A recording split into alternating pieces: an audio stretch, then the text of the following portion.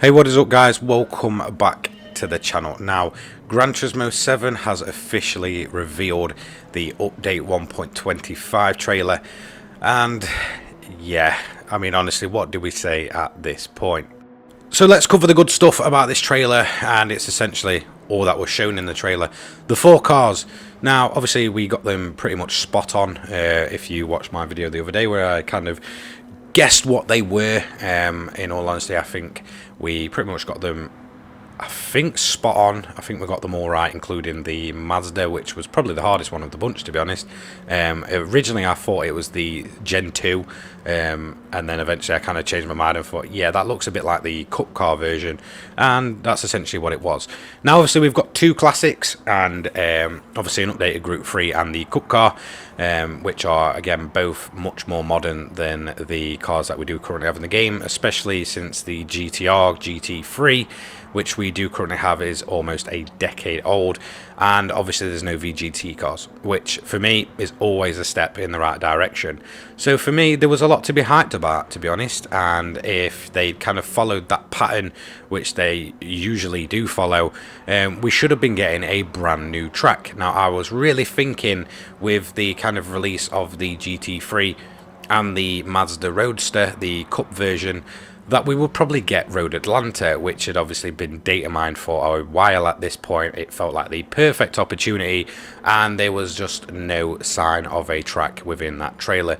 That's not to say there won't be one, but more than likely, look, you're not going to get one. And I think the main reason is, and the main reason I think that, is because usually if there is a new track, even if it's a layout, they seem to make a big deal about it, even though, you know, essentially the layouts to Spa and Barcelona we didn't really care about anyway, apart from, you know, the rallycross track, and that's literally your lot.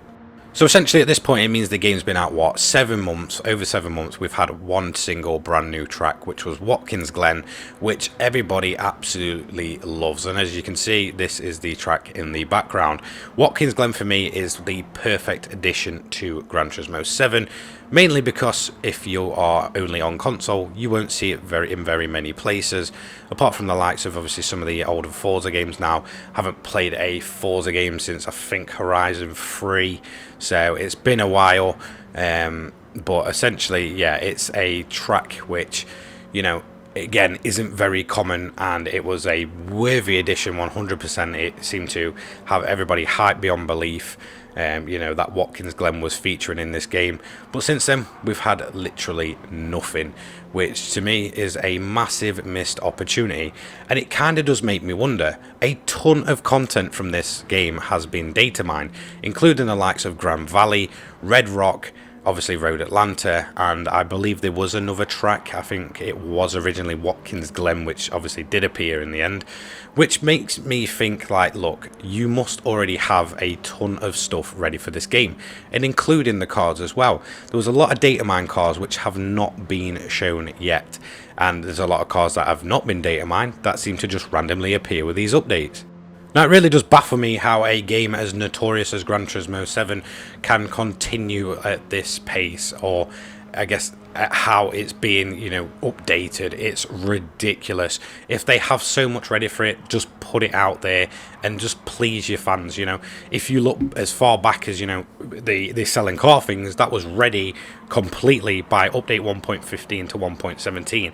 Now, there is a high chance that it will probably come in this update, and, you know, that's one thing ticked off, but then there's a bunch of other things which are massively pointed out. You know, the lack of tracks, the lack of events, the online lobbies. You know, it's really baffling that Polyphony continue to ignore, you know, the majority of these complaints and what people are saying about it. You know, Gran Turismo is always supposed to have been their baby. It was always supposed to be their thing. You know, it's their lifelong 25-year running kind of, I guess, franchise at this point, which is loved by millions across the world, and they honestly want to be like this about it. It's really, honestly, unbelievable. And I genuinely do think if it continues at this pace, it does put Gran Turismo in a risky situation.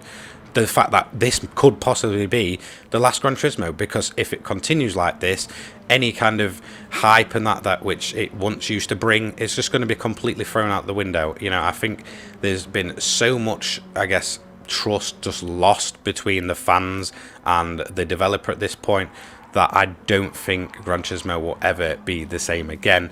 And I think, honestly, they need to step up and prove us wrong, because I do fall into that category that at this point I cannot defend it. You know, I make content on this game, and yes, let's be honest, it does pay, you know, I guess, you know, some of my bills, let's say that.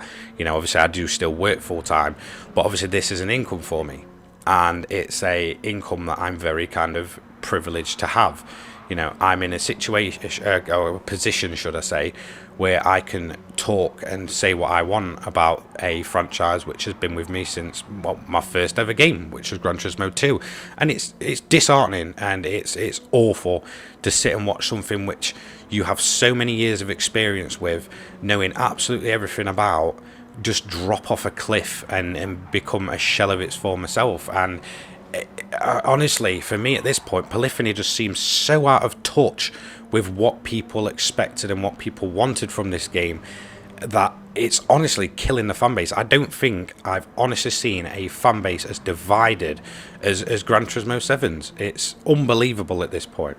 And that does highlight another point, because as soon as that 1.25 trailer came up, it just, you know, proved my point of how divided this fan base is. Now, it kind of, I like to split them up into different categories, to be honest.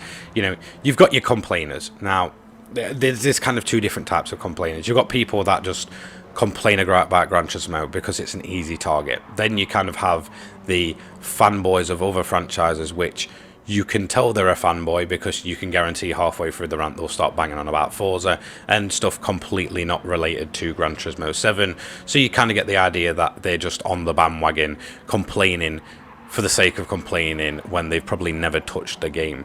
Then obviously you've got the, I guess, what I like to call the brown nosers, which no matter what Gran Turismo do, they could feed them a plate with certain bodily fluids on it, and they would take it, and they would still bow down and worship that poster of Kaz 5 times a day because he cannot do any wrong. Then you kind of have the people like myself, where we do critique the game and we're brutally honest about certain things we don't like. But that kind of just comes from a place of, you know, with this game has been with us for so many years that we do not want to sit and watch it be absolutely butchered by greed or lack of content or all that stuff. Probably the worst thing about this 1.25 trailer, and it's a feeling I don't think I've ever once had since doing YouTube, was the utter feeling of deflation. I don't think I've once ever looked at a trailer and thought, oh god. Because at the end of the day, look, you know, Gran Turismo 7 is a franchise which I'm grateful to be able to speak about. It's a franchise which I love. It's a franchise which I could sit and talk about all day. But I've been covering this game for 7 months straight with only the odd day where I haven't uploaded. And, you know, you hope and pray that these updates are going to, you know, revive that feeling and that love for the game. And in all honesty, since 1.20 released, I've just not had that love there. I've been struggling to enjoy even making my own content. And honestly, something about 1.25 felt different. I felt like there was a possible chance, obviously if they followed the usual format, that we would have had a new track, we would have had, you know, a decent amount of events, because in all honesty 1.23 featured much more in terms of events than, well, a lot of the previous updates did.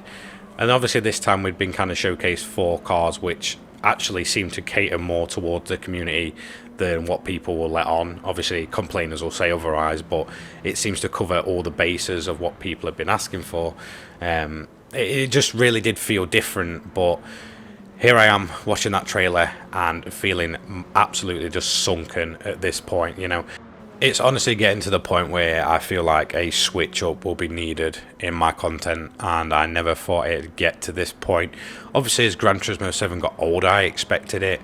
You know, I thought, you know, maybe there'd be other things on the market that'll kind of take over my interest as, you know, Gran Turismo gets a few years old. Obviously, it'd still be a mainstay, but did I think that 7 months down the line I'd feel this utter disappointment and this absolute deflation when, at the end of the day, yeah, my channel is going places where I want it to be, but the content isn't, and I feel like that's my main concern. Like, the joy of making content for this game is just disappearing, you know, each time these updates come, and you just sit there and think, well, look, you know, if it gets to the point where you wouldn't even want to kind of watch your own content, then why should I continue to make that?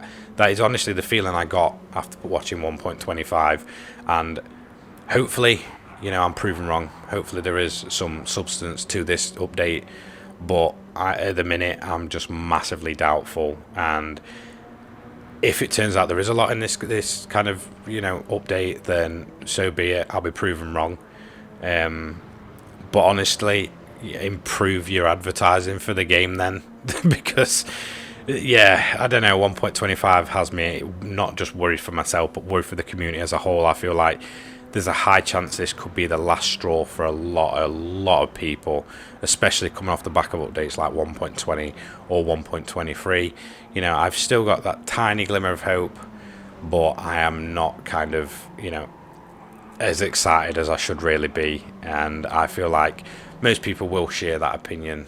I know it kind of in the end turned into a bit of a rant video, but in all honesty, there's only so many times you can keep getting disappointed before you just, you know, kind of feel like just dropping it and just giving up and just moving on. You know, I fully get it now why people have moved on from this franchise and this game, and I hope it doesn't get to the point where as a content creator I move away from Gran Turismo, but at this point maybe it's a risk that is probably worth taking, but who knows. That's going to be it for today's video. Don't forget to like, comment and subscribe, and I'll see you all in the next one. Take care, guys. Peace.